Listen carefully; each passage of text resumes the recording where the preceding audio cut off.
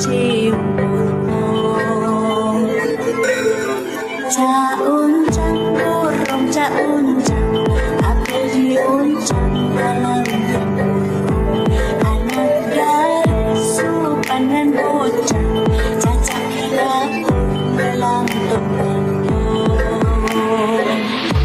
Kaudik kaudik usah langsung melihat langit tak pernah hilang. Kisah dong melambung tanah jaringan, adik nang dusun awak di pulau.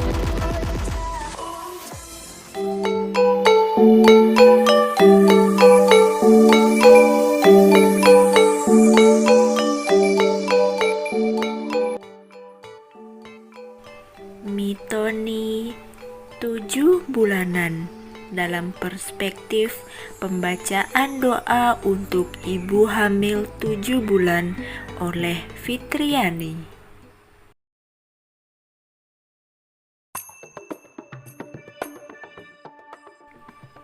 Assalamualaikum warahmatullahi wabarakatuh.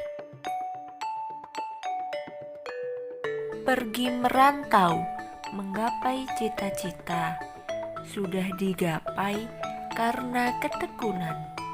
Izinkan saya ingin bercerita, cerita tentang tradisi 7 bulanan.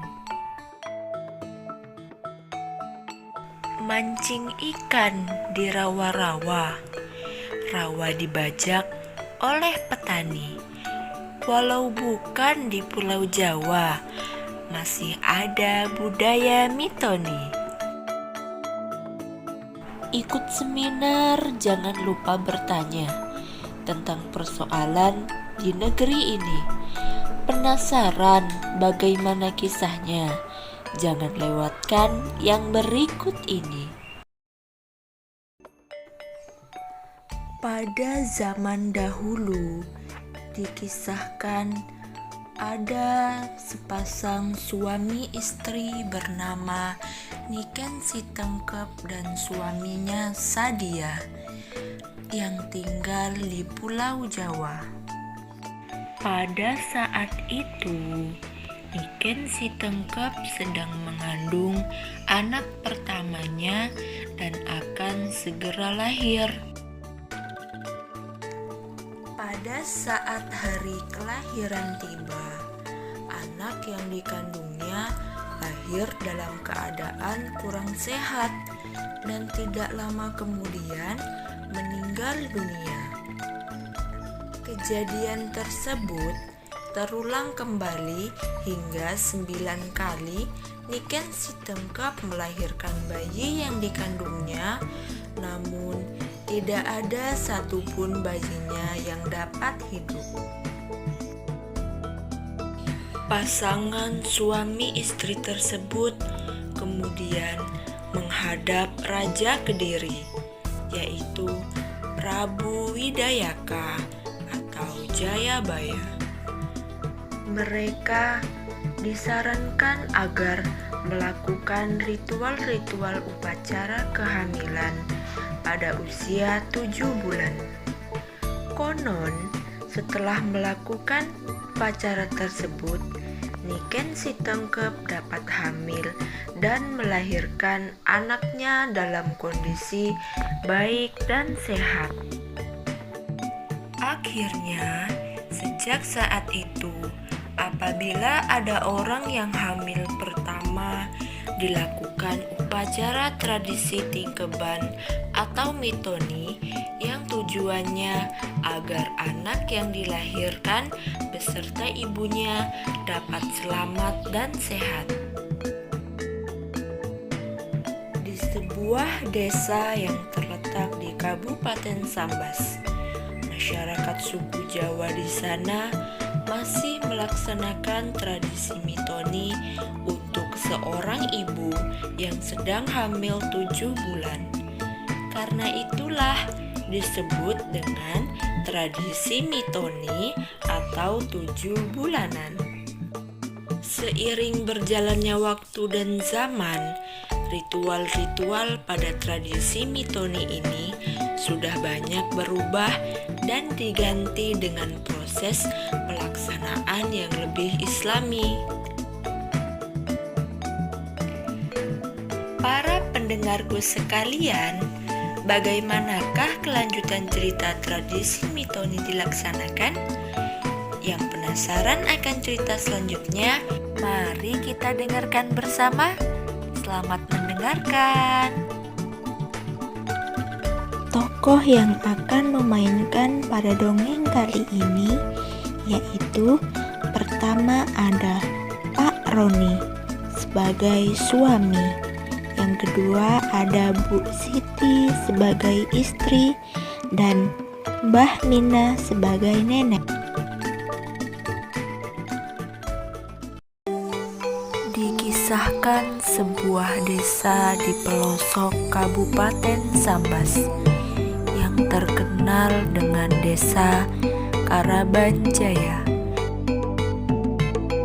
Hiduplah sepasang suami istri yang berbahagia, yaitu Pak Roni dan Bu Siti.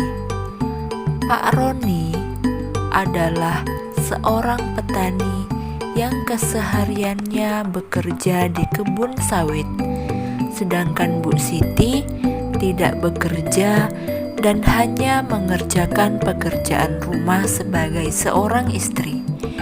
Mereka berdua adalah sepasang suami istri yang baru saja menikah sekitar 8 bulan yang lalu, dan kini Bu Siti sedang mengandung anak pertamanya dan sudah berusia 7 bulan. Suatu hari, Pak Roni dan Bu Siti sedang bersantai di depan rumah dan bercakap-cakap mengenai kandungan Bu Siti yang sudah berusia 7 bulan, dan mereka berencana akan mengadakan acara syukuran untuk calon bayi mereka.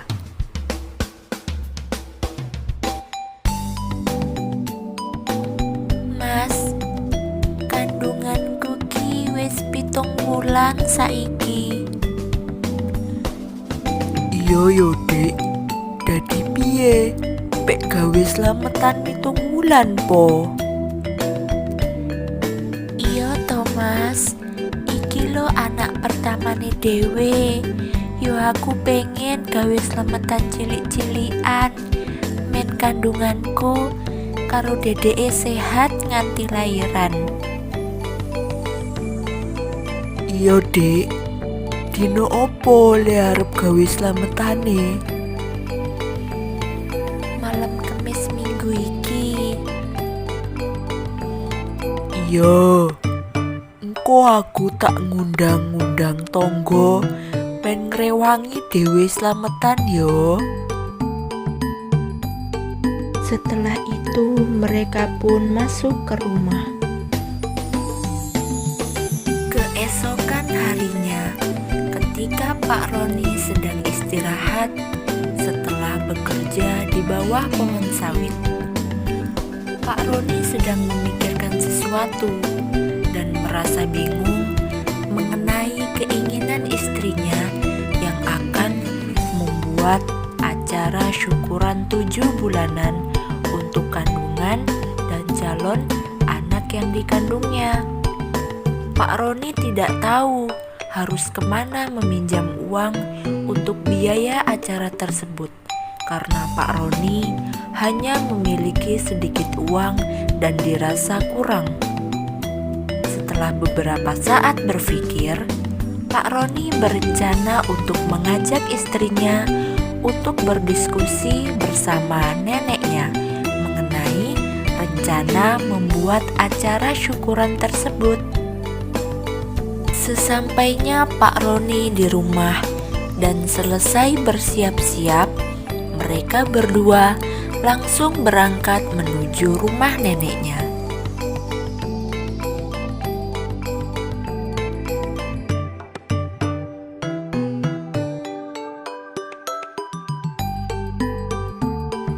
Assalamualaikum, Mbah.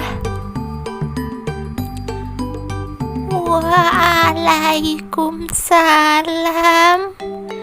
Walah, kamu toh kene melbu. Iya mbah.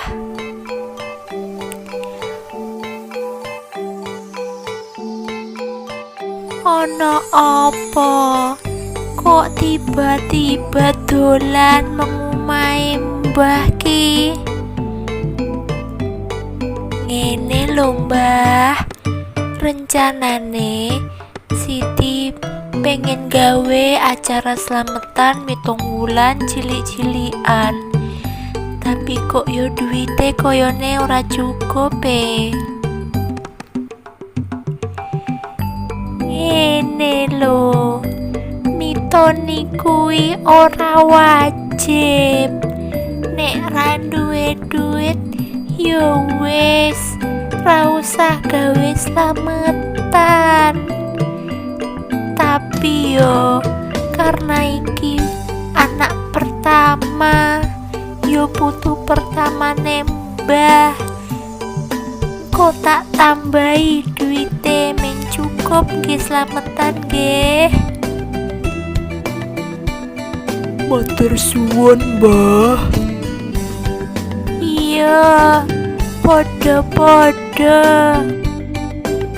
Setelah berdiskusi bersama Nenek Ina, Pak Roni dan Bu Siti pun berpamitan pulang.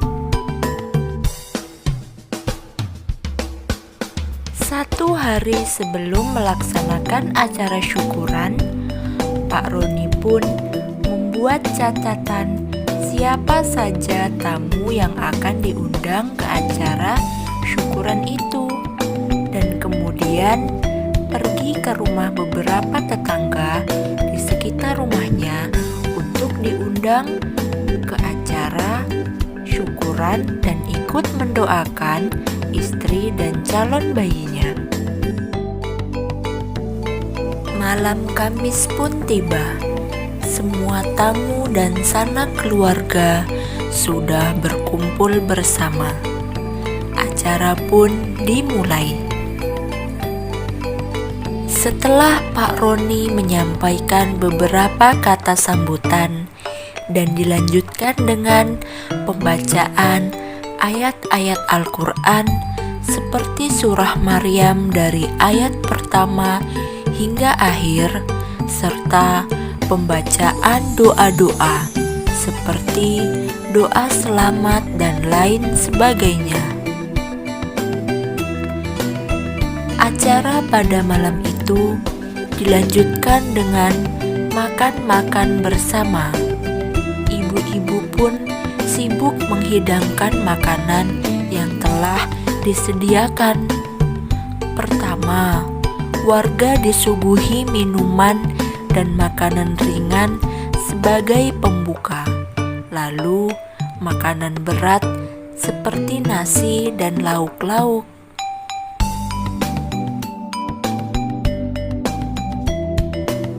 Monggo bapak-bapak, ibu-ibu, dinikmati makanannya, ucap Pak Roni mempersilahkan.